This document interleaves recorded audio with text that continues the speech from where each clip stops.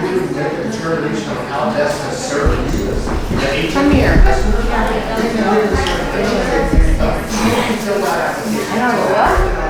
From your that's over there. With duck. What's up, ladies? Oh, I will knock you out. Wow, you like that? I hate it. You don't like it when they take the ice? No, I will kill somebody.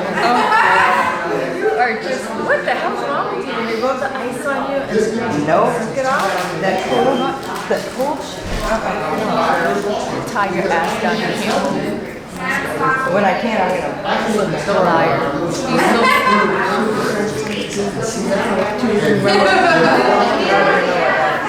Me neither, but it's okay. I remember when.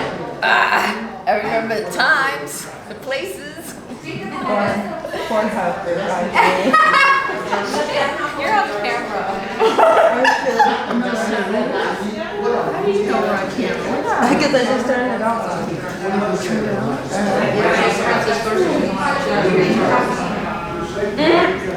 I thought you were saying fuck, I start teaching her. You made me sweat so hard. I was like, and then I thought about it. I'm like, I would never do that. I know better. So, you know.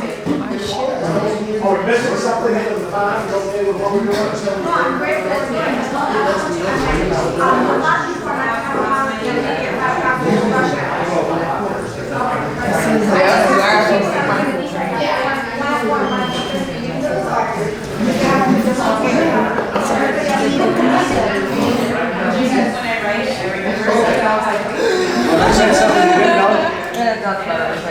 Does it make a little more sense to you?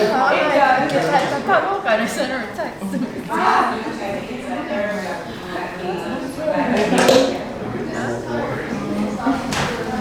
Everybody.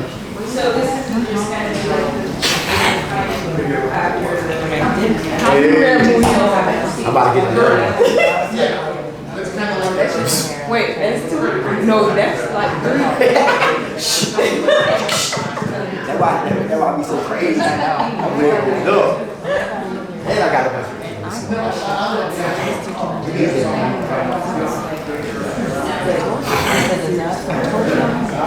excuse me, one.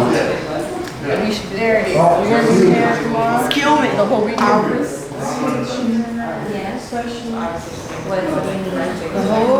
I just like calling you. Oh, so tell me what's going on with Flex. Because supposedly they sent him an email, he couldn't see it.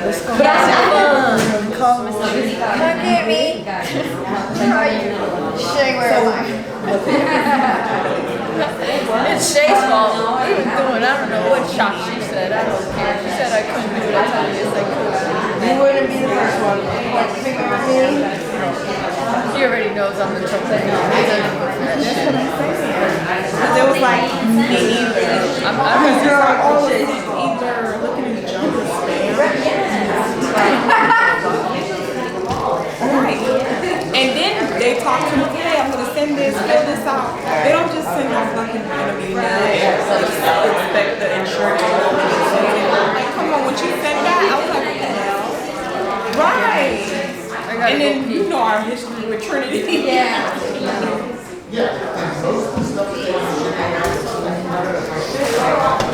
Junior, you coming in? No. Where you going?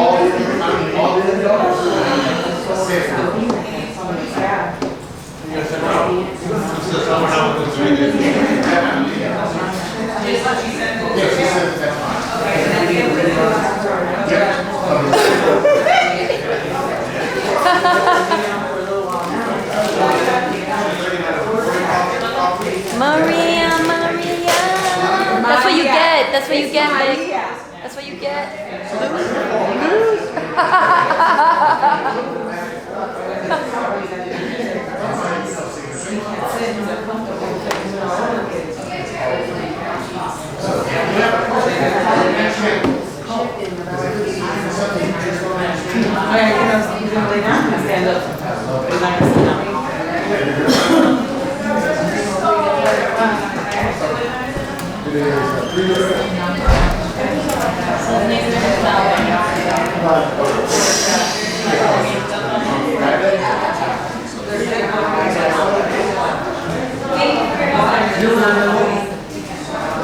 All right, Evans.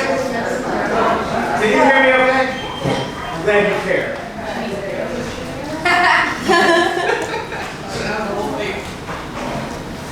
Like Halloween all over again.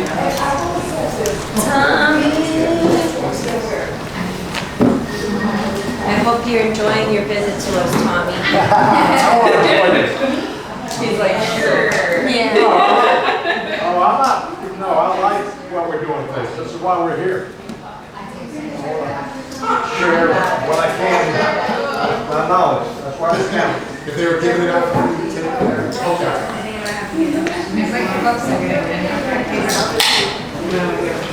Hey guys.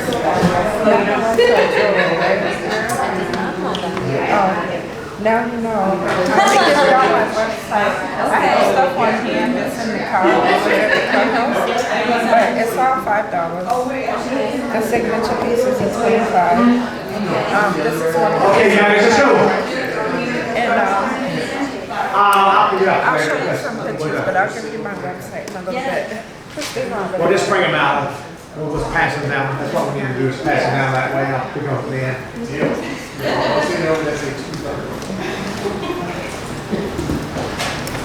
I'm working. Looks like it's herd of cattle. I was gonna say. Or calves. should have Where's everybody? They still on their break? You know, We need an intercom that like breaks over. oh, he could just say right the loudspeaker. All right, this is we're good. Class is back in session, We're back kids. in session, kids. Or we want to leave at 5, especially those You of us guys who are needed more than leaving. we do. Janine, stick your head out and tell them. Well, you know what? I mean, I do sing a lot of them over there, so yeah, they're right. Willie? You know, my sales went up last month. I did 50. Monday. Hey, last month I did 53 for my third time. Was it between the five and This month I did 70. Which isn't bad. So I'm getting there. Yeah. It's still a lot. It's a lot of, it is a lot when you're doing, you know, selling plus services. Oh, yeah. Yeah. It has you really good. Oh, yeah. You know what? even though I work there. So this guy wants me to, this guy wants me to transfer. He wants me to change his I'm policy. still learning stuff every day. Everything. Exactly. Who, Alex? Yeah. The same way all of us are learning stuff, so am I. Yeah. Oh, I definitely still learning But stuff. now I cover it. Why is it like this right now? Urban area or this open? Yeah, it is. It is what it is. It's not my fault. That's not my fault. That's not my fault that you cheat the bank. It doesn't accept the Louisa, so missing my ice cream cake. All right.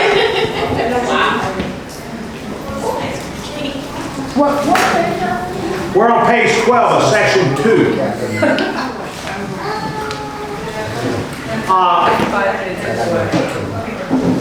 Do me a favor, that piece of paper you signed in on.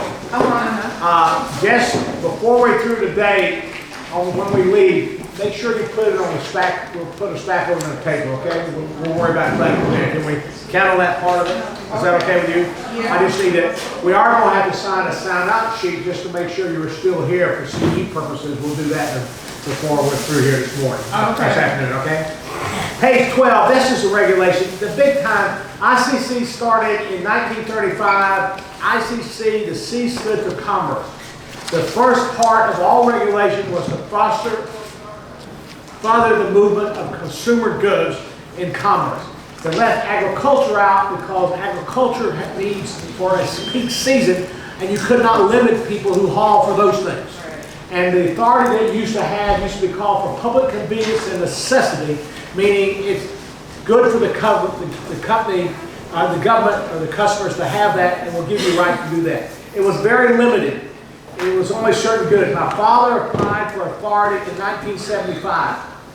That's when Vlasic opened that plant. he had authority to haul food goods from the northeast to the south. And so if he wanted to haul more than food goods, he had to rent somebody else's authority. That was what we used to do trip leasing. If he wanted to go beyond that territory, he had to have an agreement with somebody to interline, to use their authority beyond that. And to save the trailers from being loaded and unloaded, they used to have a trailer interchange agreement to see who's going to respond for the trailers when somebody else had them or they didn't have them. Nobody today interchanges trailers.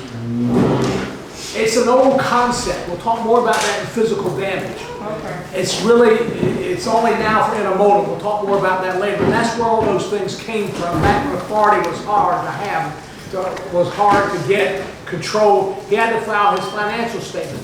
When he got his authority, it cost him $100,000 because he had to go to Washington to prove necessity. It was worth his while because now he had exclusive rights to haul glassing. Nobody else can haul for them. Or limited people would because he had the rights to do those things. That's what it was like. In 1980, everything went. 1980 started making private and for-hire the same, introduced the MCS 90, and it now just to be $300 you can haul anything. The ICC went away in 1986. There's no longer an ICC. We haven't had it since 1986. Please tell your insurers to take their ICC number, MC number off the side of the truck. Save $35. Nobody cares about it. And I don't know, I'm talking about my friend over here. I don't know about applications ask for ICC numbers. But we argue with Progressive, used to have their own act, it's strange that. And I had an agent here arguing with them that there's no more ICC numbers. That's what changed their request about 2 or 3 years ago for ICC numbers. It came from me. So we have a lot. You remember that changed because there's no such thing anymore for ICC numbers. They're gone away. They're now the DOT numbers that we have here. 2007 is when the Uniform Carrier Registration System, this replaced the bingo stamps, this replaced the fees, and that's what I talked about earlier, you had to pay, and that was the law that I read where you no longer had to have intrastate authority, if you're interstate trucker, if you follow me, that's that law. And then the Uniform Carrier Registration System started in 2011. This introduced that new act, and what it really introduced, and I'll talk in half a second, is the URC and the URS. URC, Uniform Carrier Registration, is a fee-based, and URC is a registration and financial responsibility-based. I give you the definition on page 13 of the two. Really, what it doesn't mean to you until you look on page 14. This is the thing that it means to you, okay? The only thing that's been effective now, it was supposed to be effective 4 times. It was supposed to first start to be effective January 1st, 1998. Was when the law was supposed to be required to have. Because what happened is, in old days, it took 4 places for somebody to register. You had to register at the state, you had to register with a DOT number, then you had to get processed goods registered, and you had to have hazmat. And they wanted to do it one registration, one place. And so they passed the Uniform Carrier Registration, a Uniform Registration System, but they've not implemented it. Only thing they implemented is the new application, MCSA-1.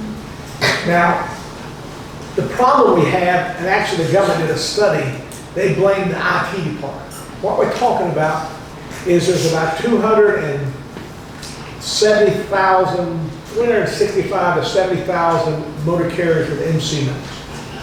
That's housed in Bopi and Cambridge, Massachusetts.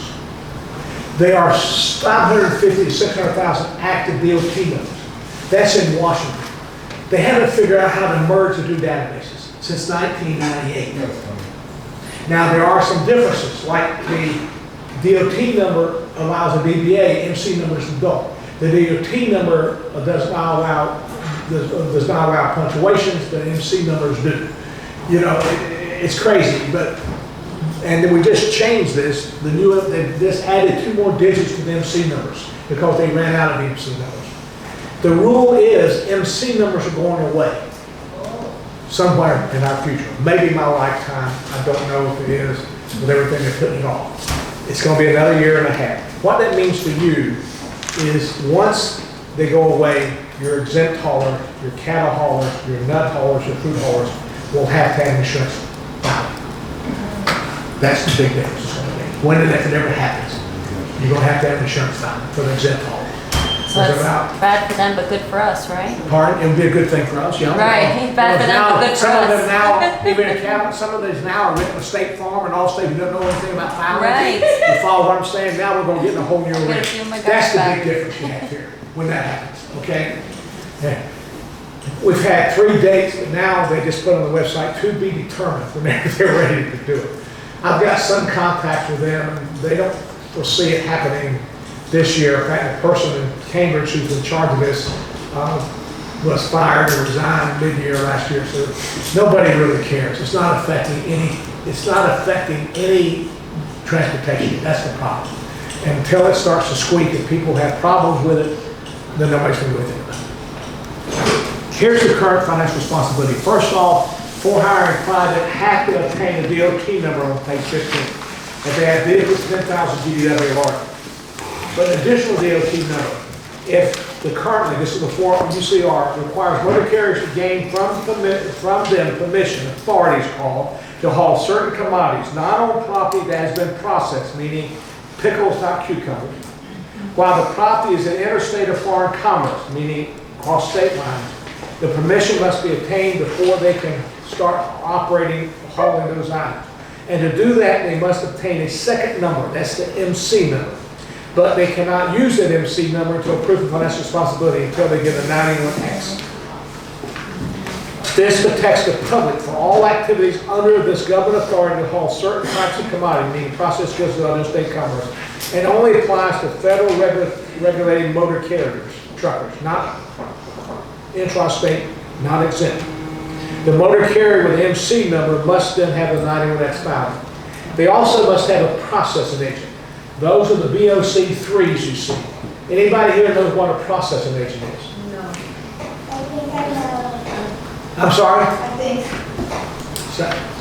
Go ahead, you raise your hand first. I think, this is what I believe it is.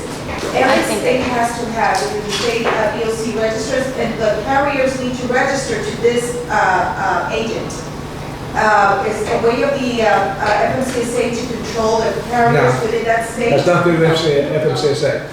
I think, and I think it's kind of the same thing, like if they, like because they go interstate and they go to different states, they have to have some kind of representative for them if they have some kind of incident while they're in one of those other states, and this person represents them to make sure that they have at least the same or... No. Okay. Stop right there. Okay. Is so they have somebody to accept processing papers, suit papers on their behalf in that state. So when they have an accident in Florida for a company domiciled in North Carolina, they don't have to go to, plaintiffs don't have to go to North Carolina to file it. They can send it to processing agent here to accept process. This is what it is. To accept legal papers on their behalf. Not FMCSA, it's the court systems to allow that to be done. Okay, it has nothing to do, it's just so there's somebody there so they can be sued in Florida and have someone there to accept papers on their behalf in Florida. Okay. And they have to select somebody. It's no big deal, that's what they are. But one thing I have had, talking about your new ventures, I've had a couple of people that made application for new ventures and had insurance filing made but still haven't gotten authority yet because they have not chosen the BOC3. You follow what I'm saying? So if you ever have that problem, well, they haven't got the authority, we made our filing, you gotta look. Most cases because they didn't also have the BOC3 thing. Yeah, you can do that. Either one, same time or before. Exactly right, either one, yes. But that could hold up the authority. Okay? Here's just the level of financial responsibility and the different levels that you have here, the hazmat and things like that part of it here, the different limits that we have in cargo counts. And this is off of the federal website. Page 17, then for hire hauling other property. The property being hauled is processed. Raw agricultural. No financial responsibility is required. Processed raw made into a consumer good, then it's required. They must obtain an MC number, additional DOT number. The financial responsibility also must be filed. The filing is the 91X. It's a certificate of insurance. It's not insurance. It's only to protect the public. There's clearly hear this. There's no coverage in the policy, if there's no coverage in the policy, the insurance company makes the 91 filing would have to protect the public from any damage claim caused by any unit the motor carrier uses as part of their business as a motor carrier using that authority. But it doesn't provide the motor carrier any coverage because they don't have rights of reimbursement when this happens. And if there's a policy in place, this never gets looked at. You always look at the policy first. If the policy responds, then this doesn't become a factor in the claim. It's only when there's no coverage. It's a fail-safe just to protect the public. That's the only part of it here. Okay, we'll get more detail in a minute, but that's what it is. Just ma'am. So the 91X, who files that? Insurance carrier. Okay. The insurance. And so as an agent, and I just wrote a blog about this, sent out Monday or Tuesday. And I actually I've had 5 or 6 cases that I'm aware of, a couple I got involved in, where the filing was not made on time. A couple of times it was renewal, somebody didn't. And in the cases I'm dealing with, it's cost, one of them actually, it was a progressive, her husband was a progressive agent in Jacksonville. It was his wife who was an agent who had a problem with it. I don't know the name of it. You probably, if I got the name, you'd know what I'm talking about in your department. The carrier didn't make a filing, so the carrier is suing her because they couldn't do business. Now, National Casualty is stepping up and doing it because they didn't do it. And what they're saying, well, you didn't check the box. Well, I wrote the blog, the insurance company, you underwrite, you know there's an MC number, and you check the MC number before you write it, you check how long it's been. What you mean, we got to tell you to make a filing. You follow what I'm saying? You don't need to push another button. But of the 6 cases I've had, they've averaged between $4,000 and $7,000 for costs for paying the motor carrier for lack of doing business. And that's stupid not making those filings. And that's why I wrote that blog. Because I just got tired of answering those questions that we have. It was interesting, But yeah, that's the problem that you have in there. Now, I'm going to summarize this on page 19. For hire, hauling, exempt commodity, agriculture, not processed goods, have to meet the state of domicile financial responsibility, meaning license tax, okay? But no requirement currently for a filing, meaning currently before the Uniform Carrier Registration Center. They will need MCS 90 attached to their policy. When the URS is in place, then they will need a filing and enforce 3 months after it. A private motor carrier, you have insureds in Florida who haul their own goods, right? What's the limit in Florida? What did I say? For 18 wheeler. Big truck. No, 300. Right, 300, right? They can go anywhere in the U.S. for $300,000. Okay? So just take someone who manufactures shelving in Florida. They can haul their shelving anywhere in the U.S., correct? Until they started including a can of touch-up paint in that trailer. Now they're hauling something hazardous and have to have $1 million.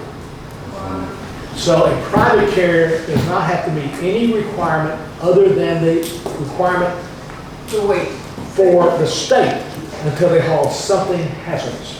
Then once they haul something hazardous, then they fall into federal. Okay? Hauling out of state. Yeah, cross state lines. Any quantity cross state lines, then they have that. So for a private carrier, the enforcement of financial responsibility doesn't happen until they haul something hazardous.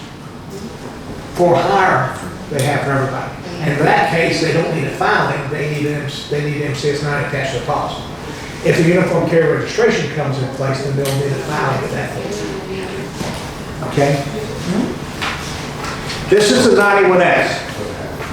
On page 20, the top of the page, where you see the BMC 91X, you see that? On page 20, motor carriers, auto liability, and bodily injury, property damage, liability. What's those next 3 words?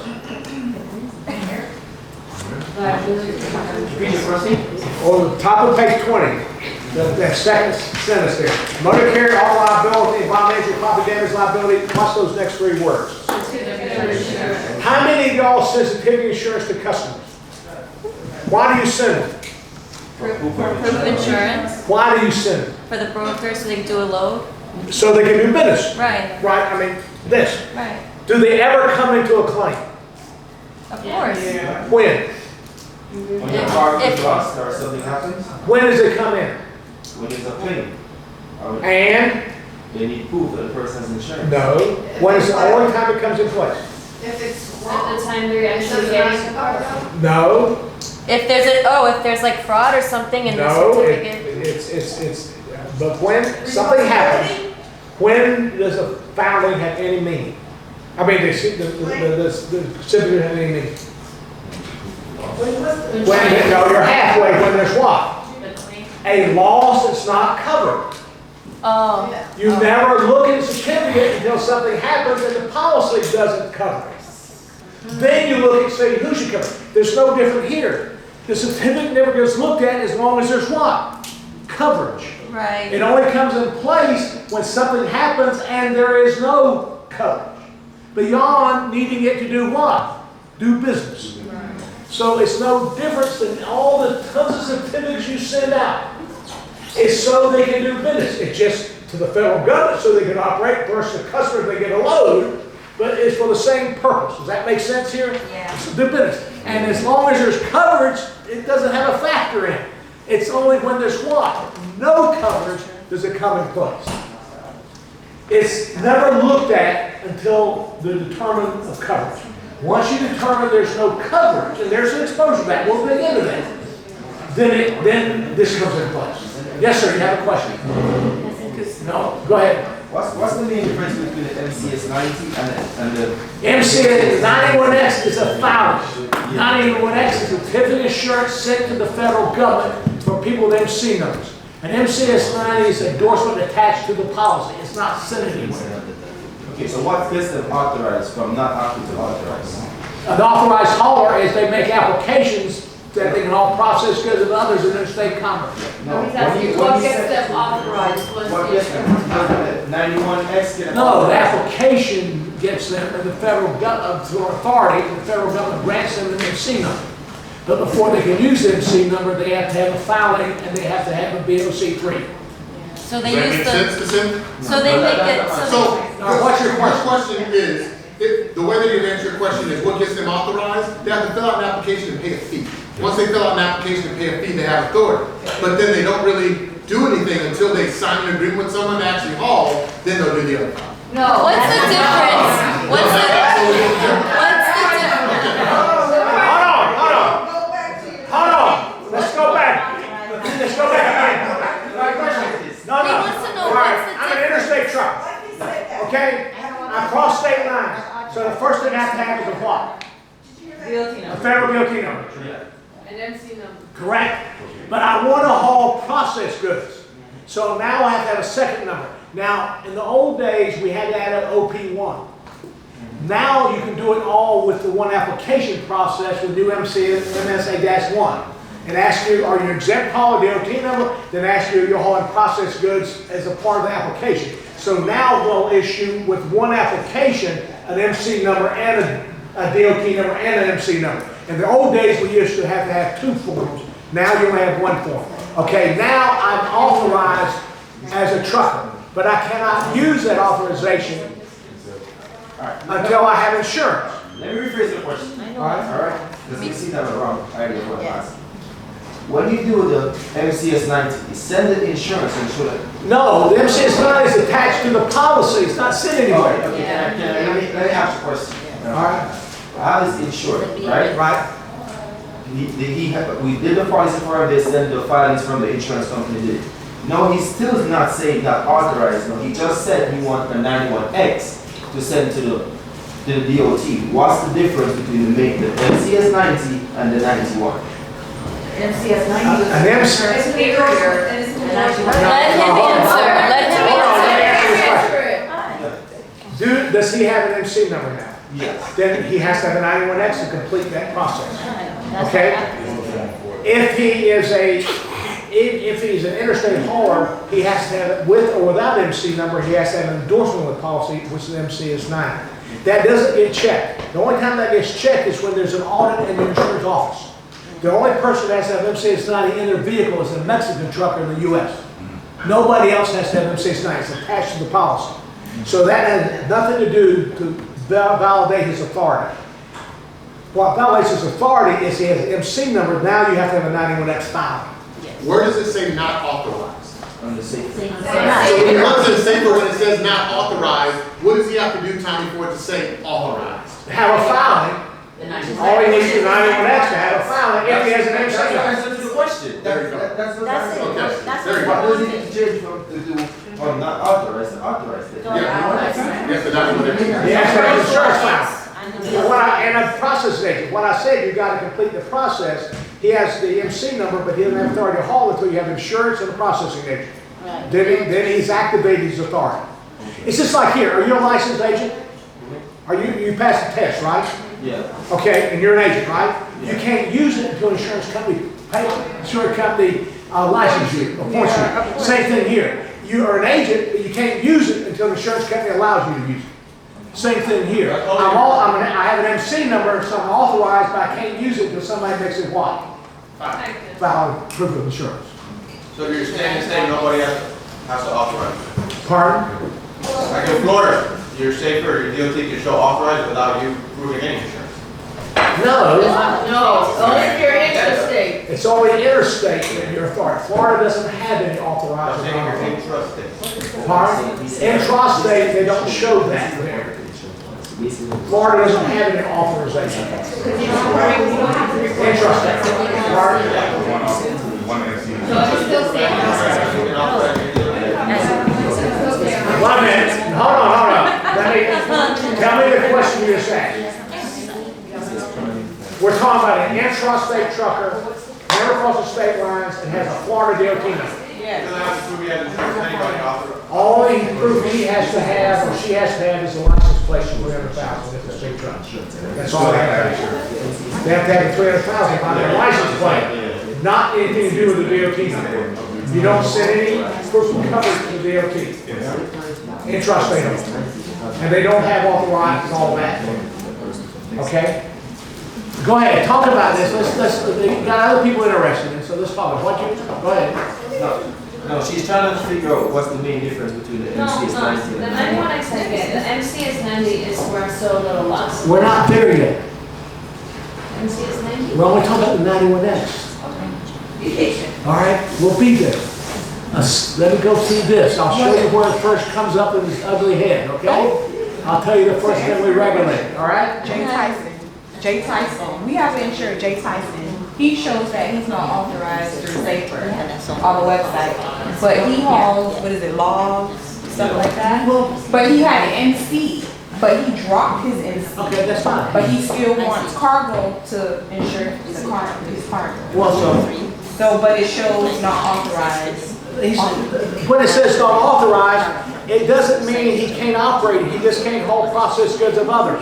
He can haul logs all day, not authorized. He can haul cucumbers all day, not authorized. He can haul oranges, not authorized. It says he cannot haul processed goods. He can't use his MC number, paper goods, or pickle, for example, or shelving. That part. Hold on, say it again. Without EMC, he's not allowed to cross the state line. No, he crossed state lines. Yeah, Because he's exempt. Yeah, because he's hauling exempt loads. He can't. Oh, he's an exit, okay. Right, all exempt loads. I can still contact you. No, it has nothing to do with that. Do you have a list of exempt loads that you can give us that what are exempt? There's a list of exempt loads on the web page here. Basically, it's things that are time sensitive or farm goods and not been processed goods. So it's sand and gravel, water, newspaper insert because they're time sensitive, not books. Bananas are, by the way, regulated because they're not domestic. They come from somewhere else, but all other fruits and products. So it's live animals, not cut up cows. It's live chicken and cut up chicken, so size does make a difference. But anyway, you got to start with it. Has it been processed? If you do anything more than package it and put it in a bushel, then no, that's not processed. But you got to change the nature of the item. You follow what I'm saying? Yeah. Yeah, it's got to, it's got to change. But that, but, okay, does that answer the question here? You know, if they're hauling anything that's in its raw nature, then you don't have that. So tell me what raw nature. You have a customer that hauls marijuana. Right? Do what? You cannot haul marijuana in commerce because it's illegal. What the marijuana haulers are doing is hauling it in trucks less than 10,000 GVW because they don't have that DOT numbers, therefore they're not subject to the federal act. So when you have the states hauling the states, this is how they're doing it. That's definitely not gonna stay like You that. cannot haul it in a DOT regulated truck legally. No. That's not gonna stay like that. He said hemp. Well, I'm sorry, she said marijuana. Depends on who the president is. He's hauling hemp. Okay. Hemp has just been deregulated.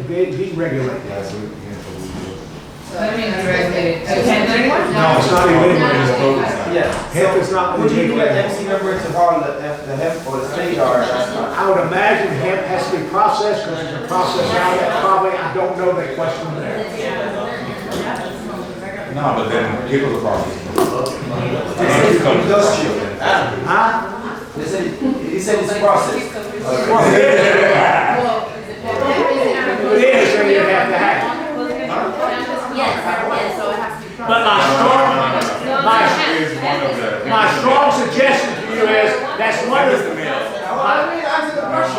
my strong suggestion to you is that's one of the types of commodities I would walk away from. You don't need to spend your time worrying about it, all right? Especially here. Now, if you're in California, or Colorado, or Washington, maybe it's worth your time, but not here, okay? Because all we're authorizing here are the states here, so don't worry about that. All right? Now, you have to, I just want to make a note here on page 20, where it says the name of the motor carrier and the address. You see where you see the 4 lines down, that second block down there? Yeah. That's got to match on page 20. The name of the name. That's got to match the name and address and license and insurance. Not name and address on DOT number, but name and address and license and insurance. Because sometimes the names are different. The typical limit you're going to get is $750, even though you got $1 million on the policy. So license insurance will tell you what the insurance requirements are, and that's what your carrier will match as insurance requirement, not what the limits of the policy. Because again, the only time this comes in play is when there's what? No coverage. And all you have to have liability coverage for to be legal is what? $750. So the only purpose of this is to get them legal. Fail safe. They have a full benefit of $1 million if a crash happens and it's covered. So you're not taking anything away from them. Now, the bottom of the page is the back of the form. And the first thing on the second line down, it says the insurance carrier is qualified to make a filing. To be qualified to make a filing, you have to be an admitted carrier in some states. For example, not here, you mentioned Prime. Prime's not admitted, so they have to have a funding arrangement to have a carrier that's admitted. Excuse me, I apologize. Prime is not admitted, but in Texas, Prime can write primary auto insurance, and they'll accept the federal level because they're admitted, I think, in Nevada. You couldn't do that in Florida, not because they couldn't make a filing, but because Florida will not accept financial responsibility from a non-admitted carrier. So in Florida, they'd have to have a funding arrangement. Yeah. So this is why Lloyd's of London is admitted in Illinois and Kentucky. So they can make a filing, but they cannot write primary auto insurance unless the state allows them, and the Department of Motor Vehicle allows them to meet financial responsibility requirements. For Florida, you don't have to worry about it. But a lot of insurance in Texas is written non-admitted, California is written non-admitted, New Jersey is written non-admitted. I think Washington started implementing that. It could be, I don't know them all. Illinois, Louisiana, you can write non-admitted. So it depends on how you write it or not. The Department of Insurance tells you how you write non-admitted. The Department of Motor Vehicle tells you if you can write non-admitted. And it's within the state regulations. Right. Now, the next line down is the requirement of MCS 90 to be added to the policy. The 91X is based on. That's the third paragraph down where you see the MCS 90 or similar. Excuse me, the fourth paragraph down. Yeah. Notice it says, yes ma'am, the middle paragraph on the bottom. You see where it says MCS 90? What does it say? Attached to the policy. Correct? So, the MCS 90 is attached to the policy. It's not sent anywhere.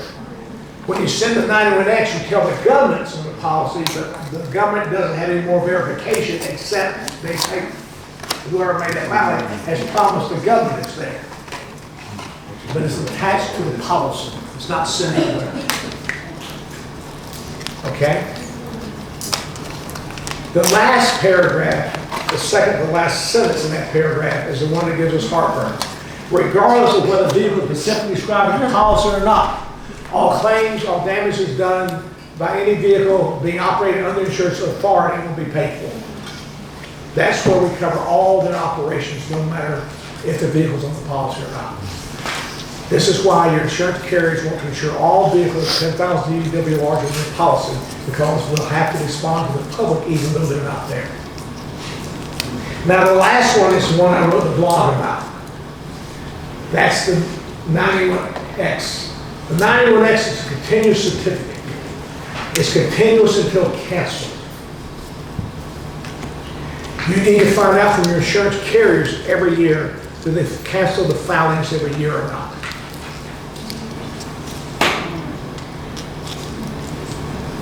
Some carriers do and some carriers do not. And what happens is, this is renewal. What happens is about 10 months after the expiration date, now the insurance carriers make decisions. Do I cancel the filing or not? Now the first decision you have to make is am I going to offer renewal or not? Let's assume they're going to offer renewal. So now they're going to say, do I cancel the filings or not? Now the problem is if they cancel the filings, they're taking the only thing away that they have advantage over another company, another agent. And that's the ability to do business. So they're canceling the filing, they cancel the only leverage they have, and so the next thing the motor carriers will get is a letter from FMCSA that says you're unauthorized. In fact, I got a case right now, this happened, where now they got, now they didn't take it down, and it still shows a website cancellation pending. Oh, yeah. And now they can't get loaded because cancellations are pending. The single wording just spooks the That part. orders. So that's the problem you have here, and you need to find out about that. And my strong suggestion, you want to try to do business with a carrier who does not cancel filings each year. Now, as I wrote in a blog, we've got to understand this. Let's say that I was going to, what's your name, sir? Leo. Leo. It's a good, easy name. I can handle it. Leo. Rachel. I'm insuring Rachel. My carrier decides not to cancel the filing. Okay? Leo, you're soliciting her business. Okay? Do I have a hedge a little bit over Leo because I got your place to do a business, right? Part of her. And I'm going to renew you. Okay? I want to keep you because after all, it took me a year to get the policy right to start with and collect all the premium. Correct? So I want to renew you. So I've sent that into the company and they decide not to. Now, you choose to cover from Leo, not me. Your policy expires March 1st. And you no longer, and you have a crash March the 3rd. And Leo hasn't made a new filing yet. Which policy has to pay? Mine the filing or Leo's who found a new company? What did I say just a minute ago? When does the filing get looked at? When there's what? And what? And no coverage. Leo has coverage. So whose policy gets looked at? His. As long as he has coverage, my filing doesn't become a part of the equation. You don't look at the filing until there's what? No coverage. You follow me? Now, if Leo's an insurance carrier who writes in this marketplace, his new carrier is going to make a filing, and my filing gets canceled by replacement. So I don't have to take a proactive cancellation.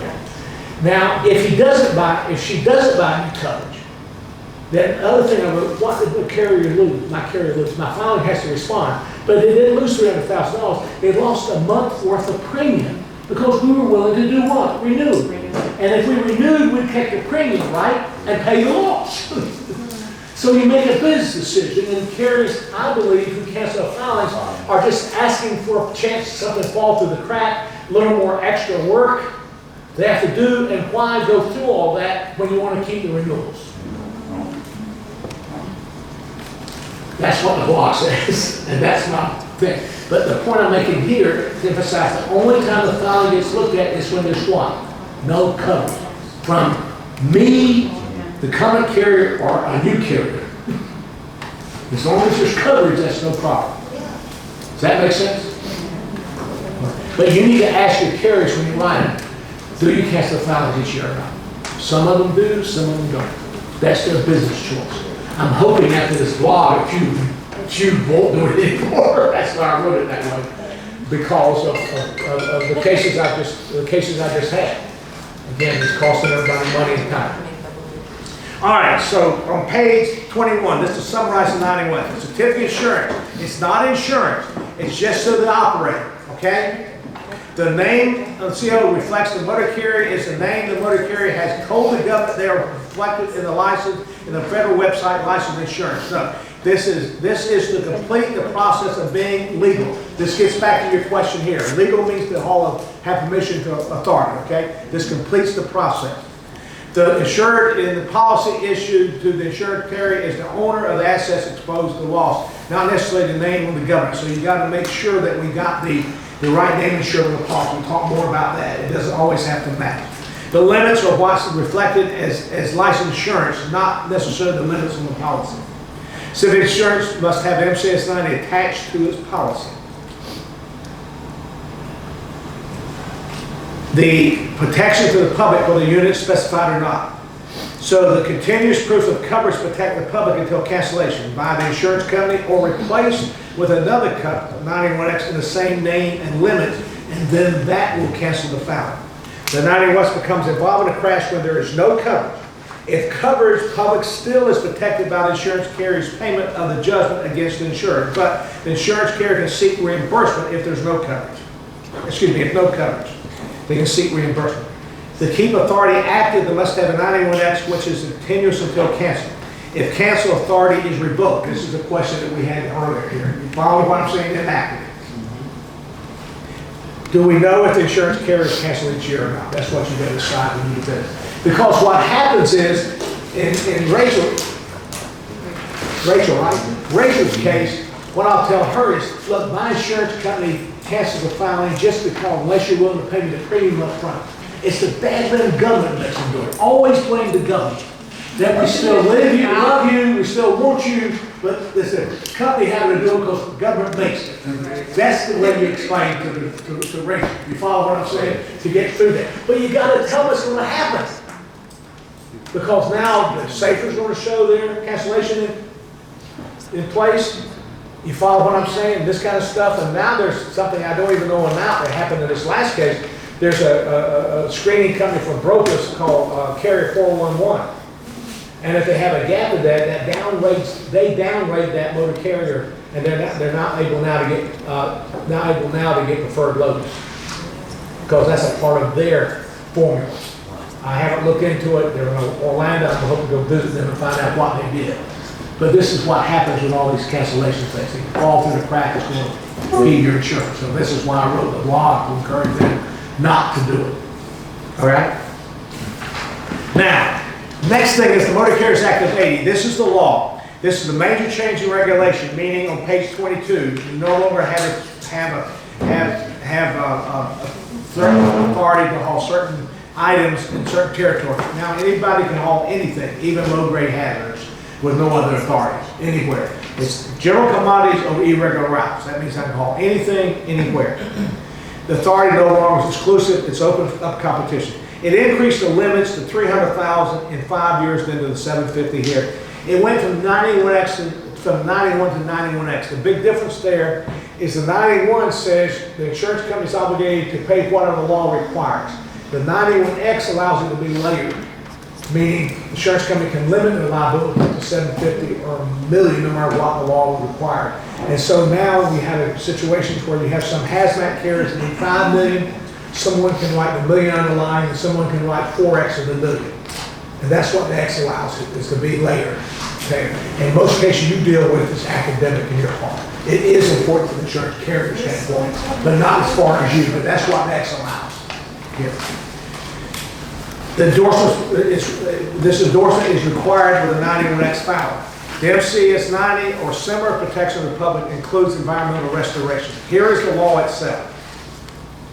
Page 24. Minimum levels of financial responsibility for motor carriers. Just highlight that motor carrier. Now go over to page 25 and look at the right-hand column. About halfway up from the bottom is the definition of motor carrier. And the motor carrier includes a for-hire and private. You see where I am? On page 25, right-hand column, by halfway up. So this minimum financial responsibility is imposed on both for-hire and private. The 91X only is for-hire. This is for-hire and private. Now here who has to meet it. Page 24, 387.3. This subpart applies to for-hire motor carriers operating motor vehicles transporting property in interstate or foreign commerce. Okay? So the first thing here, I'm reading on the right-hand column, 387.3, the applicability. On page 24. On page 24. No, up here, page 24. 3, on page 24, 183.3, okay? For-hire. Hauling property, interstate and foreign commerce, right? They must meet this financial responsibility requirement with MCS 90. Now, if the property is pickles, then also need a 91X. But is cucumber property? No. Is cucumber property? Yes. So I need an MCS 90 attached to my policy, even though I don't need a 91X. You follow what I'm saying? 91X is authority. This is financial responsibility, two different purposes. Authority, so I have rights to haul something. This saves me a fine and makes me legal in this places. Now there are similar because we still got to protect the public, but there's two different purposes. Also notice it's not where the truck goes. When I cross state lines, I go to the DOT number. But do you have insurers hauling out of the Port of Everglades who pick up property coming from another state or foreign government that never leaves the state of Florida? Yeah. That property is in what? Interstate commerce. So they must have an MCS 90 attached to their policy.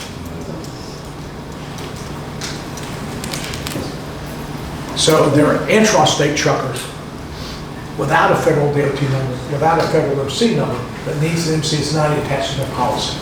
But don't, like, where you said like an intermodal haul. Right, that's what I'm still have to have an MCS 90, yes, sir. Because they're hauling property in interstate and foreign commerce. It's not where the truck goes, it's where the property goes. Now again, the only time they get checked is when they get inspected. All right? You shaking your head? You don't understand it? Or you don't like it? No, not that I don't like it. I'm still just lost with the MCS 90. I get that it's attached to the policy, but what is that indicating and to who? I'm not there yet. This is to meet the financial responsibility. We got to decide who has to have it first, don't we? Okay, but if people were exempt, why did they need the MCS? Or not people, the cucumbers? Because it says it here. It says, this is who has to meet the requirements of Motor Carriers Act of 80, which requires MCS 90. It's this subpart applies to for-hire interstate truckers hauling property interstate or foreign commerce. A cucumber is property. So therefore it must meet this requirement. The way you meet this requirement is to have an MCS 90 attached to your policy. That's when it changes hands? Huh? Is that because it changes hands? No, it's for hire, and it's property. Just like the intermodal haul has to have it because the property is interstate commerce, even though the truck's not. Okay, but why didn't your dad have to have it? Because when he was hauling nothing but cucumbers, he didn't have to have it. It's when he started hauling pickles is when he had to have the other ones, the 91X. Right. But even though it's all cucumbers, you had to have the 91. Or the 90. The MCS 90, correct. So no matter what, you have to have that CNG. If you're interstate for hire truck, If you're interstate. for hire truck. And if you're interstate? Interstate, you don't have to have it, except in Tennessee. In Tennessee. Okay, go ahead, talk to me again, go ahead. No, I'm just saying, why not, why doesn't everyone just file for the MC? Have all their filings, have all their just in case. Because then they're going to Changes where they're like, Because Florida didn't have to, I mean, I don't disagree with you that everybody should do it, and this is where it is, and once you get rid of MC numbers, then everybody be treated equally. I could never understood why the government cared when my father had pickles, but didn't care if they were responsible cucumbers. It goes back to the only people the government, this goes back to 1935. The only people the government started regulating from commerce was people hauling consumer goods in interstate commerce. Not exempted on that. And so this is what people finance. They didn't add the DOT numbers until later. That was a function not of financial responsibility, not authority, but of safety and policing it. You follow what I'm saying? So that's a separate law. Then the MCS 90 came into thing and attached everybody with the DOT number and left that alone. And this is what they struggled with, trying to merge those things since 1996. Okay? So you're asking me why? The government still hasn't figured it out. I'm just trying to explain what the law is. Don't try to be reasonable. It's not logical. It has nothing to do with it. Because if Vlasic was hauling their own pickles on their own truck in Florida, all they have to have is 300,000. And nobody would police it. It doesn't make any sense. But it's the law. You know who to blame? The government. The government. All right? You're okay. Now there's two exceptions to this.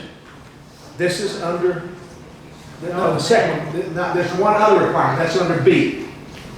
This subpart applies to motor carrier. Now we're picking up private. Hauling hazardous material, hazardous substance, and hazardous waste. Inter or foreign commerce. You see where that says that under B?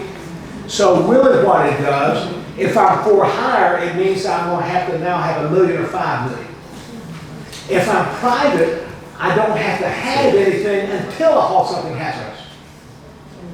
You follow? Then I have to conform to federal law. and that's still all the Well, I'm not there yet. There's two exceptions to what I just said. So what we're saying here, if I'm an interstate hauler hauling property in interstate commerce, no matter what that property is, I have to have MCS negative policy. Okay? Now, 91X makes me put it there, but I have to have it. If I haul anything hazardous, both private or for hire, then I have to have at least $1 million or $5 million to this point here. And so this is the first time private carrier had insurance. For hire would raise the level from A, 750 to B, $1 million or $5 million. So there's two exceptions. Then I'll ask you a question. That's under C. The first exception is size. Yeah. If the vehicle is less than 10,000 GVW, then this doesn't apply.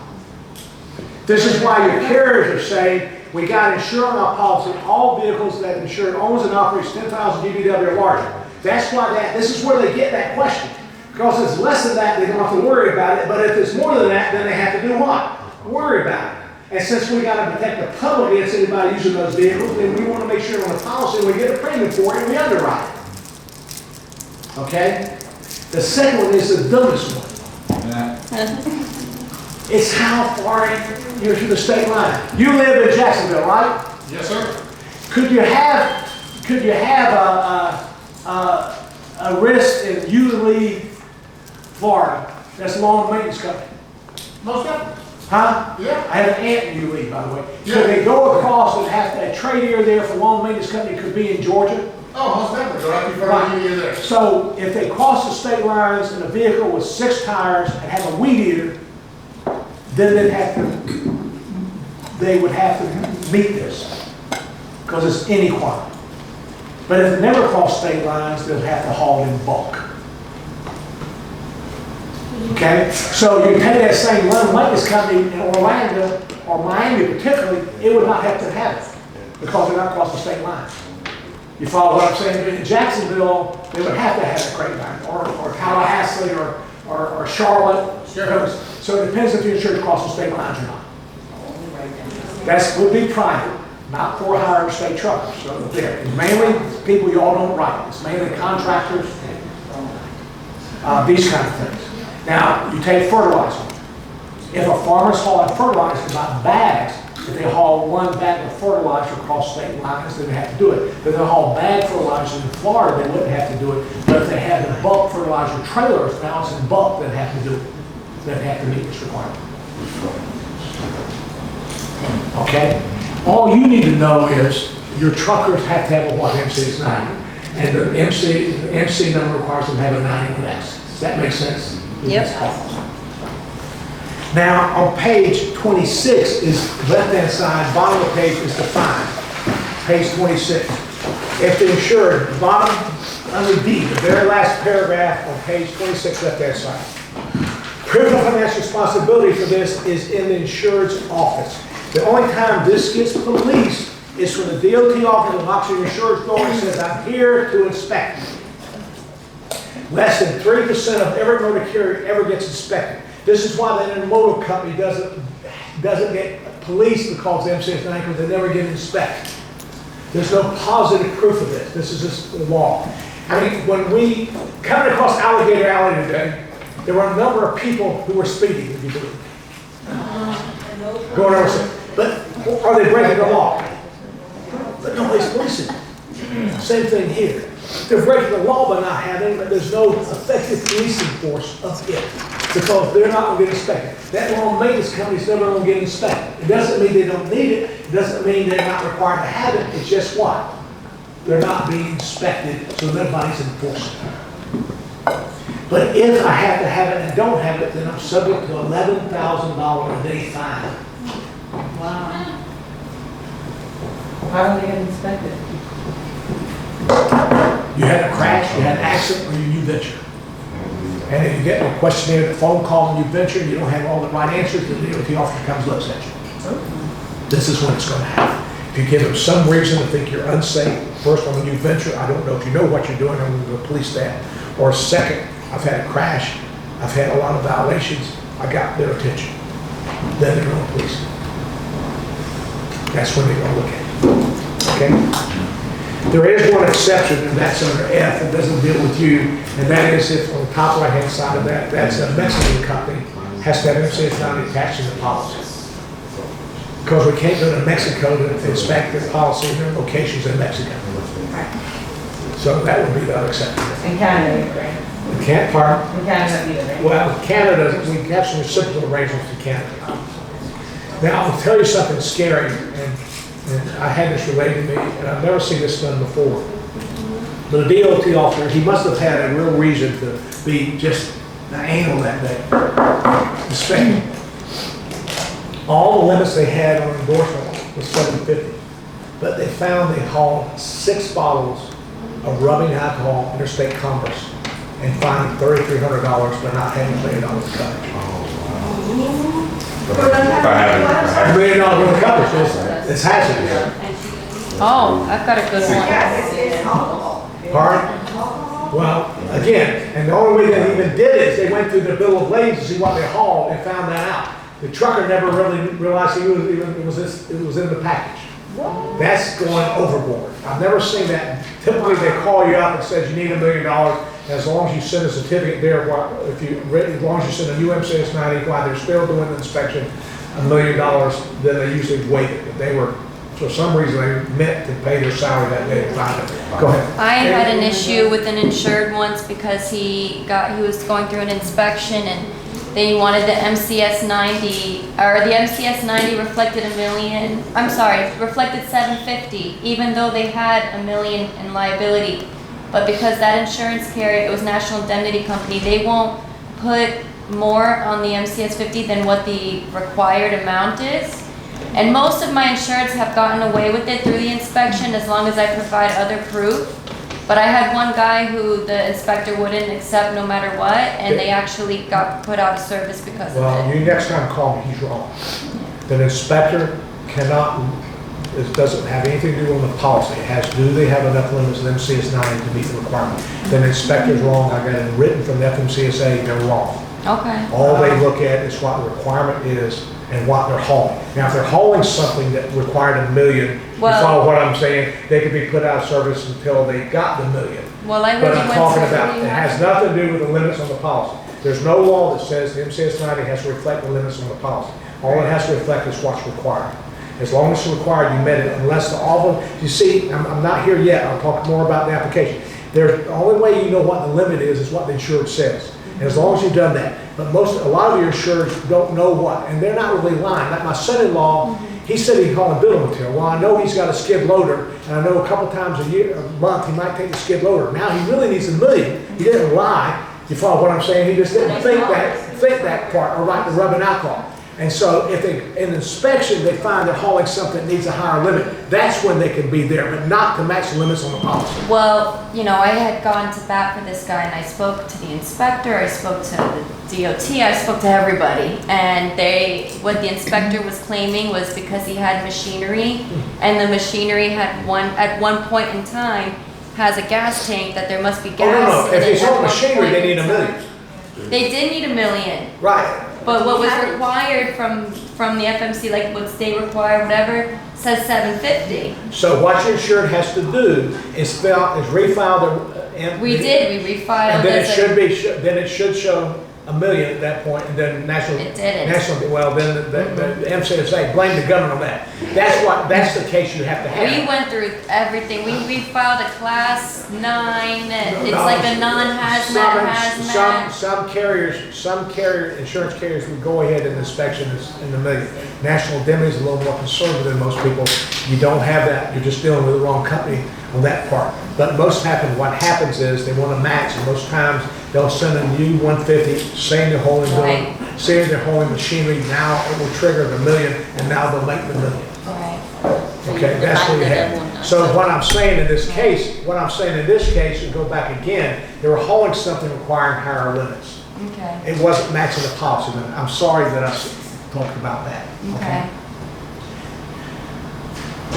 On page 27, right-hand side, the last paragraph, that's the $11,000 limit.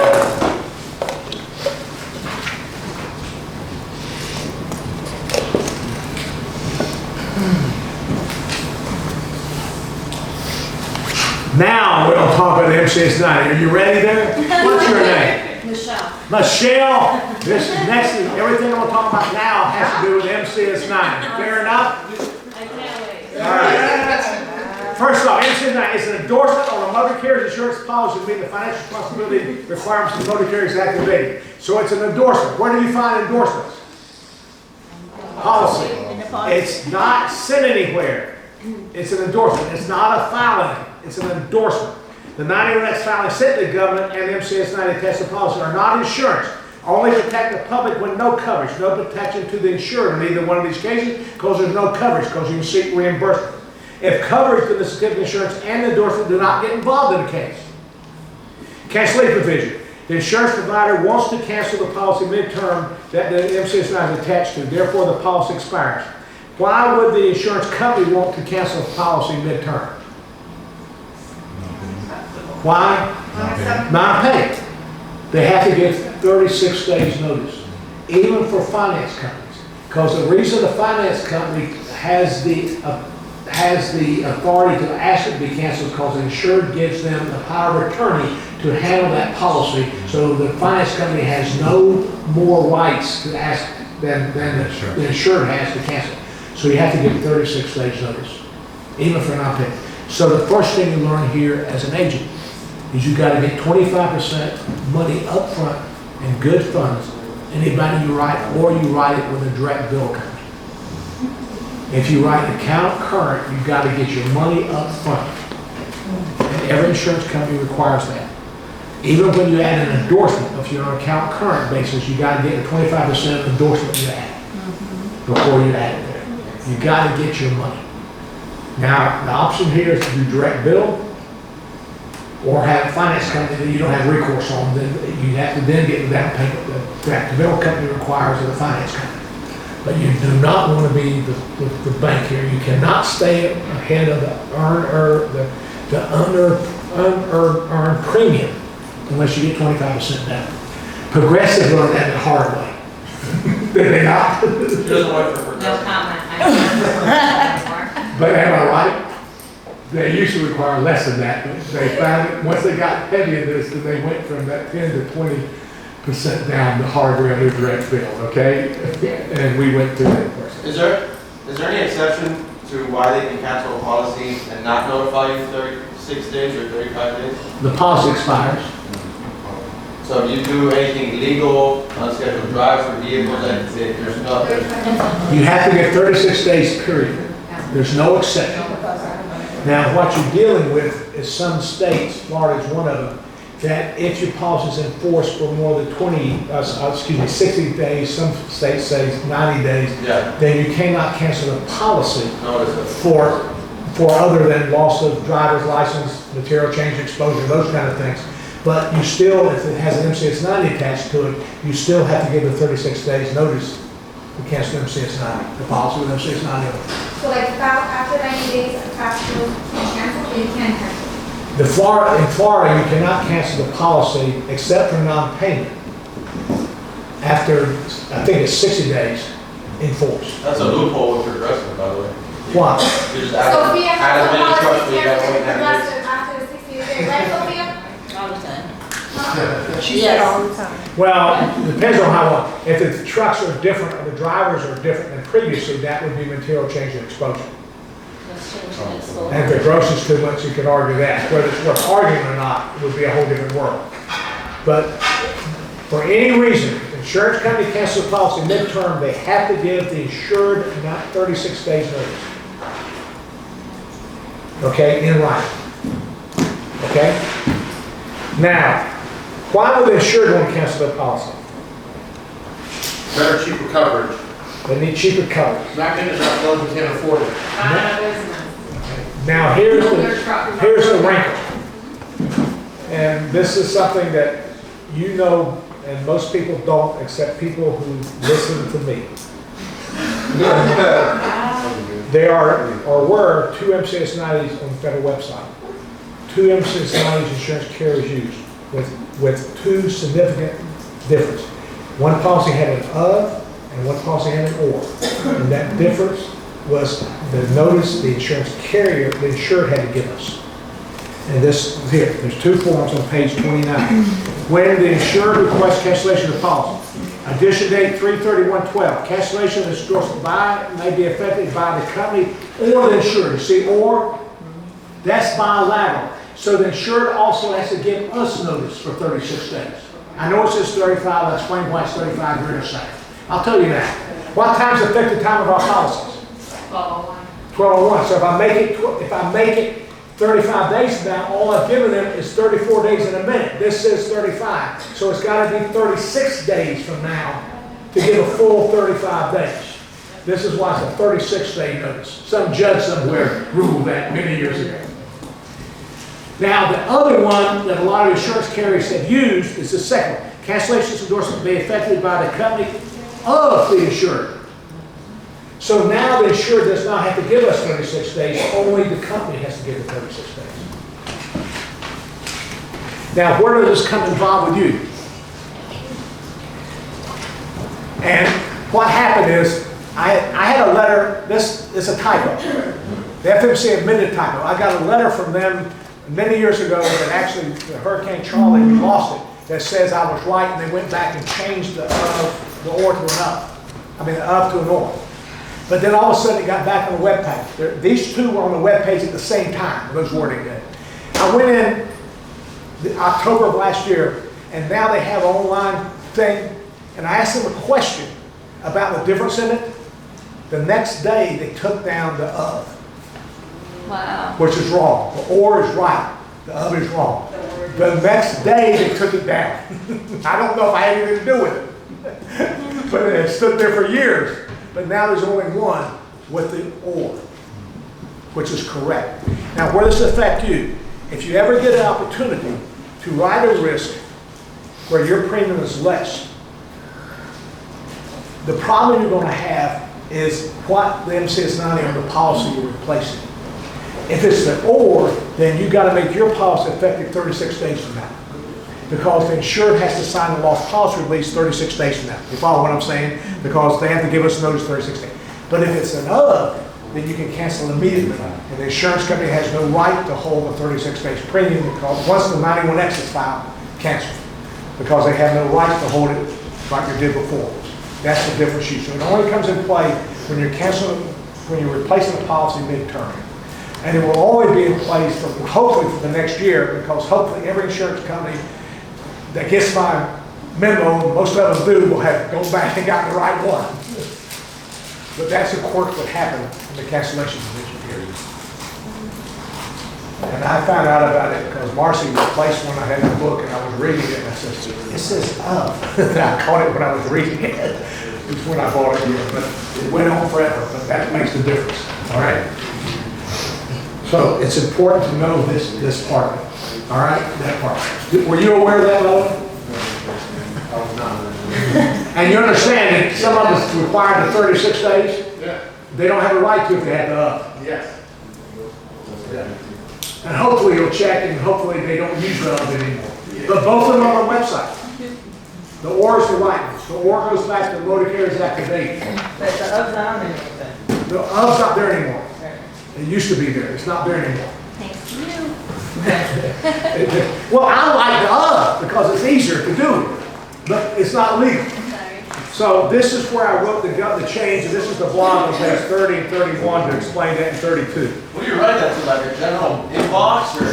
Yeah, well, I wrote a letter, got the thing, didn't get an answer to it, but you could go to the inquiry. I sent the inquiry in, and all of a sudden it disappeared. They never answered my inquiry. It just disappeared. But they did follow up. The next day it disappeared. I never got an answer. Did you ever screenshot it just to have it? Oh, the old one? Well, I had the old one. Yeah, I got copies of the old forms. Well, both of them. These are addition dates I did. It was on my website, 2 addition dates. One of them was fine and formed down. This is the new. This is the current form that's now downloaded. Cancellation of this endorsement will be affected by the company or the insured. That's the proper one. That's the one you download today. That's the only one in the policy. Okay. So here's the MCS 90. It's an endorsement of the policy on page 33.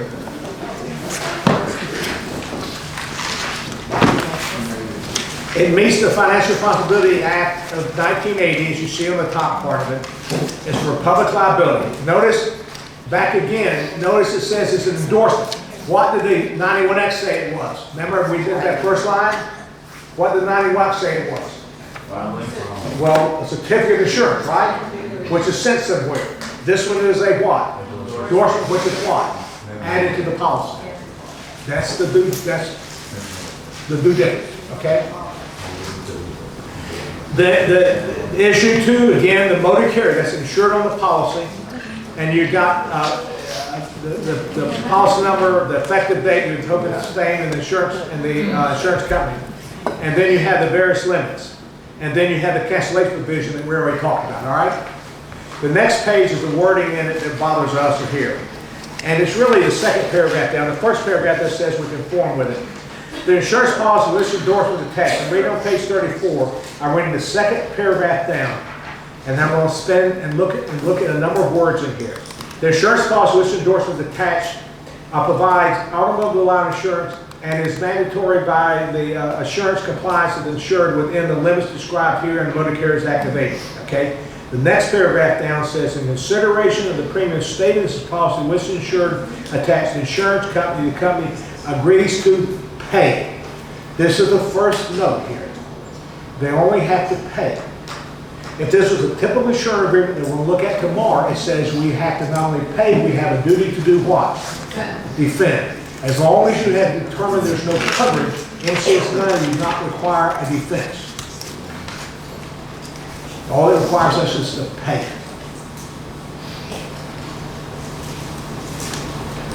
Within the limits described herein. And why do we have to pay? Any final judgment. We don't have to do anything until it's a final judgment against the insured, and the insured doesn't pay the final judgment. then we can step in and have to pay that final judgment. So we don't have to defend, we don't have to do anything until then. Now, we're stupid not to defend to mitigate our damages. You follow what I'm saying? To try to make sure we don't owe that much, contributory negligence, comparative negligence, medical bills too high, we'll defend, but not because we have to, but to protect how much we have to pay.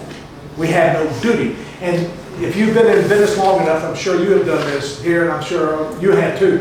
You hear the thing, we don't want to act in what? Bad faith? You cannot act in bad faith once you determine there's no coverage. Because MCS 90 require you to defend. So the only duty we have now when there's no coverage is to the public, which we cannot act in bad faith against the public. We just owe the money. Okay?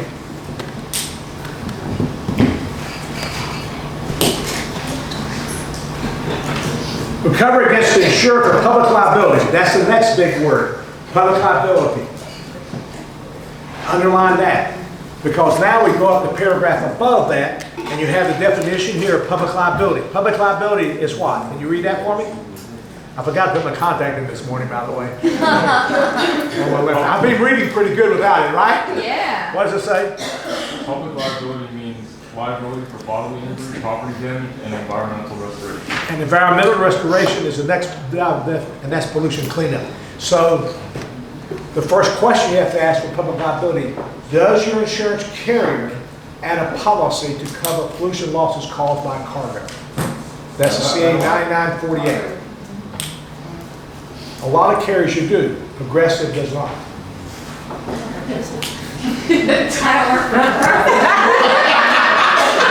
didn't say you did. National Indemnity puts their own, but it limits coverage of certain commodities. Century puts their own, and they don't have policy limits. We'll go through all that before. But this is the gap. If your insurance carrier does not provide pollution coverage at full policy limits for pollution loss, now the MCS 90 would require them to pay the judgment for pollution against that, and the insurer can seek reimbursement. I'm going to dig in deeper to that tomorrow because I think they're stupid if they don't provide the coverage, but we'll talk about that tomorrow. Okay. Well, that's public liability. I don't remember, I don't work for them. I didn't say you did.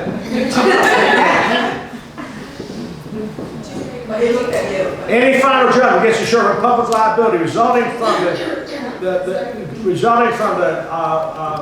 the negligent operation, maintenance, and use of a vehicle subject to the motor carrier, to the financial responsibility of the motor carrier. That's vehicles what? 10,000 GVW or larger. Hauling anything hazardous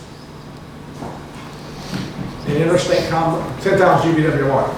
So what we said so far is, all MCS 90 does is require us to pay when there's a what? Final judgment. Final judgment can include not only bodily injury and property damage, but also in pollution cleanup. But it's for any vehicle the insured uses, maintains, owns 10,000 GVW or larger. That's what we got to pay to protect the public. Right? Now what does those four things say? Pay, no defense, public liability, ownership means use of an auto subject to that. All right? Whether it's scheduled policy or not. Fair enough here? Now, that's what we have to pay the public. Now we're going to look on page 34 and look at the right-hand column now, parallel to this. And there is, hold on. I got a new one here because we just printed, there's a word however here. Let me go find the sign this time. I'm going to insolvency of bankruptcy. All right, let me go here. Where's the word however? However, all terms, conditions. Yeah, where's that? It's the fourth sentence down. Four sentences down. This is where it's at. However, all terms, conditions, and limitations of policy are binding between the insured and the insurer. You see that? I'm sorry, what page? On page 34, right-hand column. Oh, yeah, I see it. However, all terms, yeah, I'll see it now. However, right-hand column, third, four line down, third words in. However, all terms and conditions, limitations of this policy to which this endorsements attached shall remain in full force and effect as binding between the insured and insurance company. What that says is, insured, you get what? No coverage. pollution exclusion, material change and exposure exclusion, the vehicle schedule exclusion, the driver, some policies, ACOCAP and others, where the driver has to be listed, you get no coverage. That's what that says. And then it says if the insurance carrier has to make a payment and there's no coverage, you agree to do what? Reimburse the insurance carrier. So this gives no coverage, and if somebody has to be paid and there's no coverage, then that insurance carrier can seek reimbursement against your insurance. Huh? He said that part lost. I'll give you an example of something that happened recently. We had a client that was insured with Prime. They were hauling some dry freight. But somehow something heavy was in the road and the car drove over it, ruptured the fuel tank, spilled fuel all over the ground. Prime has language in their policy that pollution cleanup is capped at, let's say, $10,000. It was a $30,000 claim. So the legal department there sent me first, and then I sent it over to the client, something that says, listen, we got the bill for this claim, we played the claim out, but here's how our policy language is written. We will only pay up to X amount of dollars. We pay this amount. Therefore, you owe us this amount of money to reimburse us for what we paid out on something that turned out to be uncovered. Wow. So like with an unscheduled driver, unscheduled vehicle, Prime, well, according to Heather, they asked for their collateral because they have 5 weeks and they would still have to pay for that claim. They could, if the client decided to pay, but they could deny the claim because the vehicle that was run was unscheduled on the policy. It's a scheduled unit policy, and the driver that was behind the wheel was not scheduled. So basically, they operated something illegally. No, not illegal, just policy terms. Yeah, you get policy terms. Now, Are they considered uncovered? Cars? yeah, Then there's no coverage. But if there's a final judgment rendered. Why is she saying it's scheduled to pay for that? Hold on a minute, whoa. They're only covered to a certain amount, but No, the damage is hold on. possible. What this says is, that's a prime example. I don't like to use crime because they have too many exclusions in the policy in this area, but if you like with them, listen. So what the case we have, your insured has a crash. Okay. The vehicle is not scheduled on the policy, Okay. okay? Or the driver's not scheduled, or there's a limitation like pointed out here. And so eventually, there's no defense because there's no what? Coverage. So the insured gets a judgment rendered against them, a default judgment, correct? Then the plaintiff goes and tries to collect against the insured. Okay? But the insured has no assets. So then they go to the insurance carrier and said, with endorsement here, pay the amount of judgment. And this endorsement makes the insurance carrier pay the judgment. Regardless? Even if it's unscheduled? Oh, yeah. The only time you have to pay is when there's no coverage. And then the insurance carrier can seek reimbursement back from your insurer and then send a bill for what they had to pay. Why would they have to pay if it's an uncovered? Because of this endorsement. This endorsement protects the public. It does not give insured coverage. It says here, however, alternative conditions of policy binding between you and us is not enforced. So if there's a requirement to have a vehicle scheduled, if there's a requirement to have a vehicle, the driver scheduled, if there's a limitation of pollution coverage, all of those things apply. And so you get no coverage. But if we, the insurance carrier, have to make a payment because of this endorsement, then we'll make the payment and you have to reimburse it. This is what happens. You were going to say something else? No, yes, and that's what the CSI kicks in. So they're forcing, in other words, they're forcing you to pay the insurance, the insurance carrier to pay the loss. The insurance carrier has to pay the final judgment. And then they subrogate back. Then they subrogate back against the insured. That's why they collect the collateral.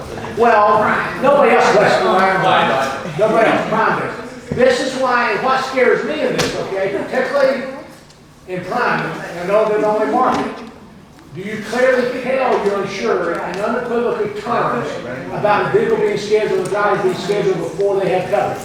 If you don't have that signed off on it, they're going to say, you didn't tell me, and that then might fall under your E&O. But isn't that the lack of agreement that they signed? Well, again, did you explain it to them? How many of your insurers don't speak good English? All of it. that endorsement in Spanish? No, we're saying rule, whatever insured, not. Whatever. So you're saying don't write the crime? I didn't say that. If they're only market out there, you got no choice. Then you got to be real careful. Because if this happens, they're going to point a finger at you, and you got to prove documentation. They clearly understood what those requirements were. Even the ones that speak English don't understand that. Nobody writes in Spanish. Well, again, we here don't even know it here, but you got to make sure there were things that would limit coverage. And the only two things that are typical limit coverage, other than crime and general, national general, and a few like that, is driver, vehicle not scheduled, and pollution. ACOCAP used to do that. National General does that. Crime has also a driver requirement to be reported. They're the only ones I know of that do that. Then that would be the third element, the insured status. You got to explain that to them or you could be involved. Because I tell you what, if I ever got a bill for $20,000 as mentioned here, or I got a bill for $50,000, $100,000, $200,000 because I didn't have coverage, guess who I'm going to call? The agent. Why didn't I have coverage? Now, the crucial thing is, if you write a crime, my strong recommendation is to write a standalone pollution policy. If you can't get CA 9940, if you write progressive, write a standalone pollution policy, which is easy to get in the marketplace. It's going to cost more money, but that's where they get, or at least offer it. They don't want to buy it, that's their choice. But that's going to cover it. But again, what happened with this endorsement here? He explained what caused the loss here on crime. The fuel tank, right? Every other insurance carrier in the marketplace would pay 100% of that claim. Because it made the fluids, made the vehicle. Prime has an exclusion that limits that even for things that are covered under standard policy. So that's clearly where you'd have to have that signed off. I thought we still have a limit. Not for fluids to make the vehicle go. It's subject to the policy limit. So when you have a sublimit, that's the danger you have here. This is to protect the public. We sell the policy to protect the insured. If there's a gap between the coverage, then we need to offer coverage or try to reconcile those things and make them sign off on them. Now, you had a question about MCS 9. Did we beat it up? Do you understand it? You sure? I don't think so, you should quit it. But just to summarize this on page 35, MCS 9, protection of the public. Well, all right, let's go back here, page 35. Protection of the public from the insurance negligence of use of an auto and are subject to the MCS 9 requirements. If no coverage for the auto use. So if there's coverage, there's no problem. It's only when there's no coverage. The endorsement required the insurer to respond to public liability on a blanket basis. Public protection of bodily injury, property damage, environmental damage for all units of insured owners. However, endorsement does not provide protection to the insured. Insured must buy a policy to protect them or could have to repay insurance company. So you got to watch what's a covered auto. You got to watch the pollution coverage. In the case of crime, you got to watch the driver qualification. The insurance carrier or the insured must give the other party 36 days notice of cancellation of the endorsement. 35 days to the insurance carrier, 36 or 35 days insurance carrier, 36 of or. This is that example I gave you earlier. We must make sure all autos the insured uses by the insured, owned and leased, are covered under the policy if it's a specified auto policy.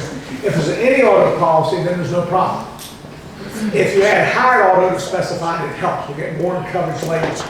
You also get a license, the insurance position in offering pollution coverage. And we'll hammer those things later. But what's the reimbursement possibility if they're not being successful? If you don't offer coverage and explain it, then you might be the recourse. And I know some insurance carriers will do what's called a Merrill Carter says, Rachel, your insurance agent should have told you about that. You agree to a judgment, and I'll agree not to collect that judgment if you give me the right to go back and sue your agent. I've been in a number of cases here to collect the money because they wronged you. And this is where the danger is. This is why you got to be careful about Once a covered auto, in case of crime and pollution coverage, and then in case of crime, the drivers. You got to explain that to your insurance. And, you know, I can offer it in place, it might cost you more money here, as long as you offer it, and they sign off on it, you're okay. But if you got to be careful, okay? Where would you get a standing on? Pollution policy all day long. What's his name? Anthony. Anthony. Yes, sir. You write a standalone pollution policy, don't you? Yes. Yeah. Premium pretty cheap, $1,000, $1,500. Oh, yeah, very cheap. Very pretty. You write a standard pollution policy. I'm serious. Yes. Yeah. Later in GL, we'll talk, you gotta write one on pollution if they got a garage or something, pollution, then a site location, you can add transportation on top. Yeah. Standalone pollution policy is all ready to go. And fairly reasonable writing. Yes, ma'am. What do you think about the prime deductibles, that they have split deductibles, like the pet? Look, I've got a problem with crime, period. And my You use the last resort company when it's a last resort, and that's it. If the only thing you can write with your insurance, Right. then you gotta do it. You gotta offer it. You got no choice. But it would be nowhere my first choice. It would nowhere my second choice. It would almost be close to assigned risk. I'd actually quote assigned risk anytime against crime just to let them make a choice of which one, because assigned risk would pay. Assigned risk adds MCS 90. Assigned risk, you know, gives you all the coverage in the filing, say without the driver exclusions and things like that. But what's wrong with crime? They don't pay. And you got security, you got your dump. Andrew, you talk about me. You write it, you deal with it. I don't know about it. The way that we position crime to all of our clients that we deal with, and I deal with agencies all across the country, it is literally positioned as the insurer of last resort. Yes. When you've exhausted everything that you possibly Including can, assigned risk. as soon as we assign risk, we'll go with this. For really 3 reasons. Number one, there's a self-insured retention, meaning there's a liability deductible. That's not something you run into with a normal insurance company. Not for right. Smaller risk. Yeah, and they always ask for collateral up front. So they're going to hold on to your money interest-free just in case you do something wrong. They're able to let you prepay for it. The other thing that... By the way, they'll hold the collateral behind the policy, period, as long as it might be exposure. So I've seen collateral held 3 or 4 years even when there were no claims. And I've seen the. And you can't get it back. Just respond to one of my Or if they don't have, like, they used to collect the title. So they couldn't collect on it, so they would short the finance company the money, the return premium. So now the finance company is shorted. And the majority of their policies, depending on what states they're written on, prime insurance company or prime and prime property and casualty, the minimum earn could be 30, 35% up to 40%. Their defense limits are inside the limits. So it degrades the policy in the case of a claim. Nobody wants to write excess over them. There's just so many problems that they're literally an insurer of last resort. But if you have someone that truly needs insurance and you cannot satisfy their need anywhere else, go to Prime. Literally, Prime will write anything. But my strong suggestion when you do, give them a assigned risk choice. Yes. But not every state has an assignment. Yes, every state has assigned risk. Florida has it. Oh, absolutely. It's assigned risk. It's the Florida reinsurance. Oh, the JUA. JUA. Well, again, every state, there's two assigned risks. Listen to me. There's 2 types of coverage that are mandatory. Work comp and auto. And if it's mandatory, the state has to provide some mechanism for anybody in that state to meet those requirements at some price. And so I've actually taught for Florida assigned risk because the strange thing, because I can't teach about underwriting, I just got to teach about they got to pay anything. So it was more definition of things than talking about coverage because they write everything, the underwriting. But that's where you got to get a quote. You got to cover your cost steer, period, and let them make a choice. One of the things that I've also begun to educate, and I'll tell you guys this too. As a wholesaler, my job is to go out and shop on your behalf. You have Prime Direct and give you all of the choices possible. We put together in some of our submissions and the quotes to you what we call a chicken letter. If there's deficiencies in the policy, we want you to know about them up front, like a Prime policy or things that you used to write with Trinity. I would lay that out to a client and have them sign, here's all of the things this policy will not cover. Because it's gonna prevent you from a later on E&O claim. It's just gonna happen. Because they're just gonna say, well, you never told me. And in my case, in your case, I'd also have it translated into Spanish.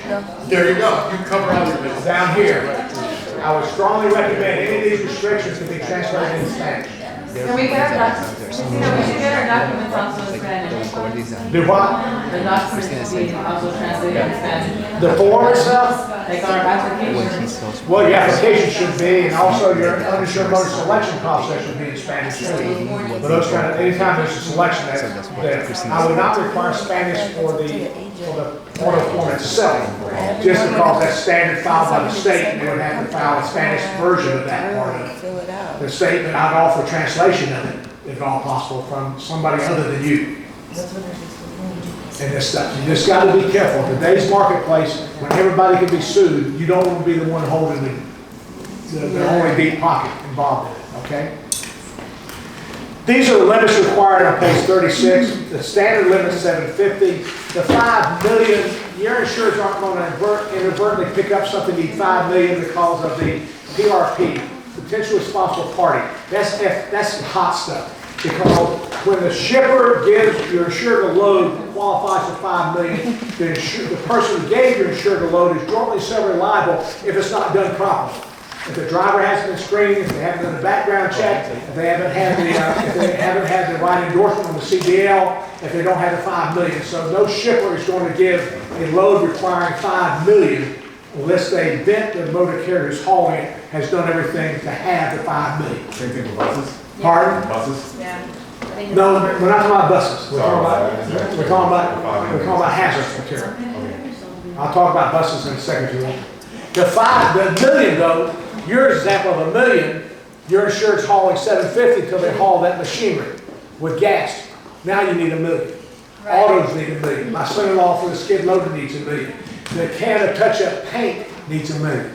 So there's a lot of risk out there. In fact, I would suggest that a high number of risk out there need $1 million. They just don't know it because they don't have an inspection. Right. Yeah. And the $5 million at bottom, and I actually had a case here, if they're hauling explosives or poisonous gas and pick up trucks, they need $5 million. I had one hauling dynamite to a quarry. In fact, y'all got quarries around here, right? Some of that quarry, you have to have dynamite to blow the rocks up. They're going to haul that dynamite in a pickup. They need $5 million coverage on that pickup. And MCS 9 policy for the pickup. That's one lower than 10,000 GBW. That part. So who must comply? For-hire motor carriers with MC numbers. For-hire interstate motor carriers that are exempt must have the MCS 90 endorsement. Others, if hauling hazardous material, private as well as for-hire, haul other. Intrastate or foreign transportation, any quantity. This is when the hazardous property crosses state lines. Intrastate transportation only. Then it must be in bulk. Typically, it's 1,000 pounds of a solid and 35 pounds of a liquid. If no MCS 90, there's $1 million, typical $11,000 fine. Owner of the vehicle is 10,000 GVW or larger, and for-hire motor carriers. You got to watch again the symbols and the pollution coverage. So MCS 90, and we'll finish this up in about 3 more pages, and we'll break for the day. It's required for both, on page 38, required for both exempt and non-exempt for-hire motor carriers operating in interstate commerce and private interstate carriers of any hazardous material or intrastate in bulk. The 90 less filing sent to the MCS 90 places applies to the Motor Carriers Act of 80, meaning endorsements on the policy. The insured agrees to pay to protect the public even if there's no coverage. But there's reimbursement by the insured for any payment beyond coverage. MCS 90 is suretyship. It's not covered. It only protects the public, not the insured. Never say there's coverage in MCS 90. If you hear any adjuster, any lawyer, any underwriter calling coverage, run from them. They don't know their own products. This never extends coverage. It's applicable to the insured who is the motor carrier, not the driver, not the broker. This is the dumbest thing brokers do. Brokers say, well, if they got a 91X filing with a 750, I got to have $1 million. The broker has no protection by that filing. Because if something happens and there's no coverage, the broker doesn't get any protection on 91X or MCS 90 to pay the public. If the broker's named in the suit, they gotta defend themselves. The judgment against the broker, they gotta pay themselves. It doesn't benefit them. And I got a blog about that. If this ever comes up, you need to talk about it. The brokers just don't know what they're talking about when they require those coverages here. Duty to defend, it's not MCS 90. Tomorrow we'll tell you there is some duty to defend in the policy. You got to resolve those things first. But once you deny coverage successfully, then the MCS 90 does not require you to defend. However, we want to defend to mitigate our damages, to lessen what we have to pay. Claim reimbursement is insurance. What bothers me with crime, Andrew, is that if they haul security, you've given away to seek reimbursement. Most other carriers don't require security, so at least you've given that up too, if they have a claim in that area, part of it. So that's the danger you have there, because I'm sure that applies to all earned premium, all claims. I'm sure it's a general, all-encompassing reimbursement provision. They have one hell of a claims acceleration clause too. Right. You mean, then you add the incurred but not reported, and then the accelerate, yeah. And you got the 36 days. Here's the landmark court case, this is on page 39. If you deal with an insurance carrier who's never heard about Carolina Casualty Yates, then they don't know what they're talking about. This turned over a lot of bad law. Part of it came out of California, the old John Deere Novella case and things like that. There was a farm operation in the Midwest that had vehicles 26,000 GVW or larger that was farm use, insured by State Farm. And they had 2 tractor trailers that were sued by Carolina Casualty. And there was a bad accident, a bad claim happened, where there was not enough dollars to pay for the injuries on the farm vehicle over 26,000 GVW and the 750,000 on State Farm. So the plaintiff's attorney tried to bring in the MCS 90 on Carolina Casualty policy. Remember what it says here? We cover any vehicle scheduled on what? 10,000 GVW or larger. Remember it said? So they tried to bring that in to the case. The trial court said Carolina had to pay the 3-panel appellate court, but they went to the full ninth, I think, the 10th Circuit. This is a 09 case, still a state law. And what they reasoned, they got it right. What it says is the 750 is available there to protect the public and make sure a vehicle on the highway is a minimum limit, right? In case of that. And so they said, well, who cares who pays it? As long as 750 is paid, it's met that requirement. So if a State Farm paying the 750, it met Carolina Casualty's filing requirements. You follow what I'm saying? It's logic. I mean, it makes sense. You know, it's there in the minimum. As long as you got the minimum, you go back. You know, as long as the policy in place, these things don't come in place. This is the law of the land. Has been since 09. It's still in force. This allows your insurance company to have insured, have their own policy. It allows a lot of flexibility here. And you can't stack it. This is why, again, another reason you don't want to cancel the filings that they can't, you know, in the case I gave you, where if you provided the coverage for her, then your payment would meet my filing. This is why. This is the Carolina Casualty Yates case. Before that, I could not have said that. But with this case, I could have argued. no, the plaintiffs could argue, collect yours, and they try to bring mine into it. You follow what I'm saying? But with this case, they can't. You follow me? So that's the significant part here. I put on page 40, just for your take home here, this is when you're insured, the broker typically asks, why is only 750, or the insured asks 750 and I got $1 million to cover? We explain here to the agent here is that because we only provide what is required. I went to Carolina Casualty, I went to dinner class there many years ago, and I had claims, underwriting, and I had the president of Carolina Casualty in the audience. And I got to this point, and the underwriter said, our computers make us pay $1 million. Because that's policy limits. I don't care what's required. So I went over to the claims department and said, claims, how many cases did you have last year where there was no coverage in the policy? He said 4. I went back to the underwriting department and said, what you're doing because your computer won't put 750, which is all required, and put $1 million. You've exposed Carolina Casualty to $1 million worth of potential war liability. The president of Carolina Casualty said, we'll put 750.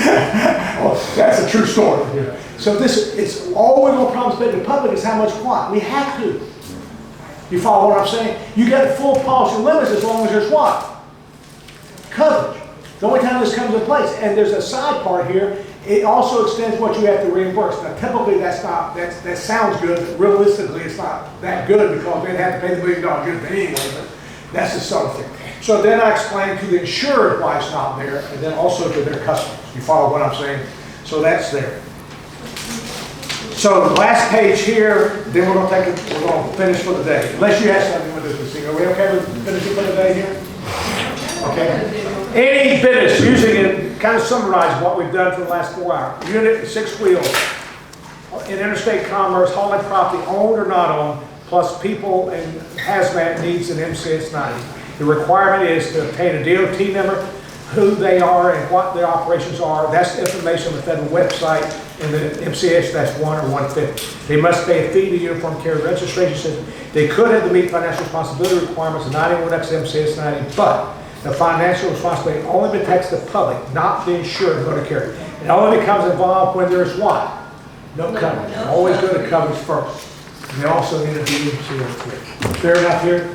All right, unless you want to take your books home to study, you can leave them at your place so you have here in the morning. Make sure you give us your sign-in forms on the way out. What time do you want to start in the morning? 8 o'clock? No! Oh, I got to do Sign out paper. You got, no, here you go. I'm sorry. Sign these real quick.